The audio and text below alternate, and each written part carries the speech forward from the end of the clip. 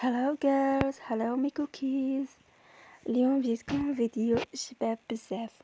وقبل ما نبدا الفيديو لازم نقولك حاجه. كاين نساء في التاريخ ما كانوش فقط جميلات، ولكن كان عندهم ذكاء انثوي رهيب. نساء عرفوا كيفاش يغيروا الموازين بهدوء، بدون صراخ وبدون استعراض للقوه.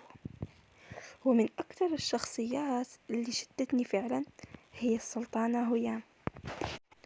البعض شافها مجرد امرأة جميلة، لكن الحقيقة كانت ذكية بشكل مرعب. كانت من ضحية إلى لاعبة ذكية. هيام جارية سورية الأصل خطفت من وطنها، قتلت عائلتها وأرسلت إلى القصر العثماني بلا حماية ولا سند. في تلك اللحظة فهمت باللي الحقيقة واحدة داخل القصر: البقاء للأذكى لا للأضعاف. اختارت أن لا تلعب دور الضحية ولا تنتظر الرحمة من أحد، بل اختارت أن تصنع قوتها بيدها. وسنتعلم من ذكاء السلطانة هيام. تعرفوا البنات واسم كان يميز هيام؟ ما كانتش الأقوى بالسلاح، ولا كانت عندها سلطة بالبداية، ولا حتى اسم كبير. كما قلت لكم دخلت القصر كجارية، لكن بطريقة تفكيرها وقدرتها على فهم الناس قدرت تصبح من أقوى النساء في الدولة. وهنا نفهم حاجة مهمة جدا: الأنوثة الحقيقية مش شي ضعف. المرأة الذكية تعرف كيفاش تتحكم في مشاعرها، تختار الوقت المناسب للكلام، وتفهم الشخصيات وتستخدم هدوءها بدل العصبية. أول درس: الذكاء أهم من الجمال. كاين بزاف بنات يظنوا أن الجمال وحده يكفي، لكن الجمال يلفت الانتباه فقط، أما العقل والأسلوب هما اللي يخلوا الشخص ما ينساكش. هيام ما كانتش فقط جميلة، كانت تعرف كيفاش تتكلم، وين تسكت، كيفاش تكسب القلوب، كيفاش تخلي الناس يفكروا فيها دائما. وهذا أكبر نوع من القوة. تاني درس: لا تظهري ضعفك لكل أحد. حتى لما كانت تتألم ما كانش تبكي أمام الجميع. وهذه نقطة مهمة جدا يا بنات. مشي كل الناس تستحق تشوف ضعفك، بعضهم يشفق عليك وبعضهم يستغل جروحك ضدك. هنا المرأة الذكية تختار بعناية، تختار لمن تشتكي ولمن تفتح قلبها ولمن تعطي ثقتها. ثالث درس: الهدوء قوة. أكثر شيء كان يخوف الناس منها هدوءها. كانت كالم، ما كانش تصرخ كل دقيقة ولا تدخل في مشاكل بطريقة عشوائية. كانت تفكر قبل أي خطوة، يلو كان يكون الحرب. وهذا الشيء لازم تتعلمه أي بنت. ليس كل استفزاز يحتاج رد. أحيانا أكبر انتصار أنك تبقاي هادئة وكأن شيء لم يهزك. رابع درس: الأنثى الذكية تطور نفسها دائما. هيام تعلمت اللغة، تعلمت السياسة، طريقة التعامل وفهم الشخصيات. يعني ما بقاش نفس الشخص الضعيف اللي دخل القصر. وهذا الشيء مهم جدا، لأنها بنت ذكية ما بقاتش واقفة مكانها، وكانت تستثمر في ذاتها كل يوم، تطور عقلها وشخصيتها وكلامها وثقتها بنفسها. حتى كان السلطان كيروح للحروب وكامل كانت تبعت له رسالة هي تكتبها، ما تخلي حتى واحد يكتب لها الرسالة كما كانوا يفعلون باقي الجاريات. خامس درس: لا تعيشي فقط لإرضاء الناس. كاين ناس كرهوها وانتقدوها وحاربوها، لكنها ما وقفتش حياتها حتى يرضى الجميع عنها. وهذا درس قوي جدا يا بنات. إذا عشتي طول حياتك تخافي من كلام الناس، عمرك ما رايحة تعيشي مرتاحة. وهنا تجي أهم نقطة: كيفاش تستعمل المرأة ذكاؤها الأنثوي بدون أن تخسر نفسها. تعرفوا البنات، أكثر حاجة تعجبني في النساء الذكيات يعرفوا كيفاش يكونوا حنونات وراقيات، ولكن في نفس الوقت مستحيل أحد يستهين بهم.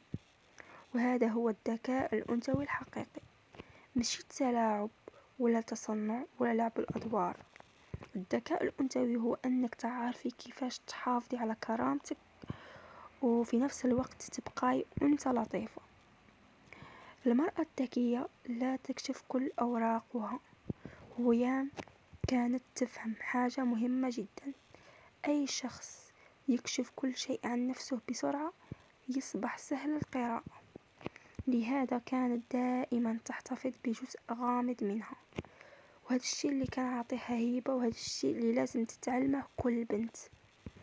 ماشي لازم الناس تعرف واش راكي تخطي، واش راكي تحسي، مع من راكي تهضري، واش راه يصرى في حياتك. الهدوء والغموض الراقي يخلي قيمتك أعلى. وهنا كيفاش تعرفي أنك أصبحتي امرأة قوية فعلا؟ ماشي كي الناس تخاف منك، بل كي تستفزي وما تنهاريش، تتجرحي وما تفضحيش نفسك، تنكسري وتقدري توقفي من جديد وتبقاي محافظة على أنوثتك ورغم كل شيء. هذه هي القوة الحقيقية. والمرأة الراقية لا تنافس كل النساء. واحدة من أكثر الصفات الراقية أنك ما تدخليش نفسك في مقارنة مع كل بنت تشوفيها. البنت الواثقة تعرف الجمال مش نسخة واحدة، كل امرأة عندها سحر مختلف. المرأة الذكية ماشي بسهولة تغار أو ما تغارش بشكل مرضي، وما تقلدش الجميع، وما تحاولش تكون شخص آخر. هي تطور نفسها فقط وتركز على ذاتها. ألوغ كيف ترفعين قيمتك كامرأة؟ أول شيء الكلام القليل. البنت اللي تهدر بزاف عن نفسها تخسر جزء من هيبتها، أما المرأة الثقيلة تسمع أكثر من اللي تهدر. تاني شيء ما تكونيش متاحة دايما، ما ترديش بسرعة دائما، وما تجريش مور اهتمام، وما توضحيش نفسك كل مرة. خلي عندك حياة وأهداف ووقت لنفسك. ثالث شيء اهتمي بعقلك. الجمال يلفت النظر، لكن الأسلوب ويخلو الشخص يتعلق بحضورك. اقرأي، تعلمي، طوري طريقة كلامك. حتى هيام كانت تهتم بالمعرفة والسياسة وفهم الناس. ألوغ رسالة لكل بنت تحاول أن تصبح أقوى ومثل شخصية هيام. إذا كنت اليوم حساسة زيادة وتبكي بسرعة وتتأثري من كلام الناس، هذا لا يعني أنك ضعيفة. أحيانا المرأة تمر بتجارب صعبة، لكن مع الوقت تتعلم كيفاش تحمي قلبها بدون ما تتحول لشخص قاسي. ألوغ كوني لطيفة لكن ليس سهلة، وقوية لكن ليس متكبرة. كوني أنثى ولكن واعية. وفي النهاية يا بنات، المرأة الذكية ليست التي تتحكم بالناس، بل التي تتحكم بنفسها أولا. وهيام رغم كل الجدال حولها خلت العالم كامل يتكلم عن القوة. امرأة بدأت من لا شيء ووصلت للقمة بذكائها. لهذا لا تستهيني بنفسك أبدا. ربما هدوءك وعقلك وثقتك بنفسك قادرين يغيروا حياتك كاملة يوما ما. إذا وصلتوا لهنا لي في، ما تنساوش لايك واشتراك يا أحلى بنات، وكتبولي بالتعليقات باللي من اليوم رايحين تتبدلوا. باي باي.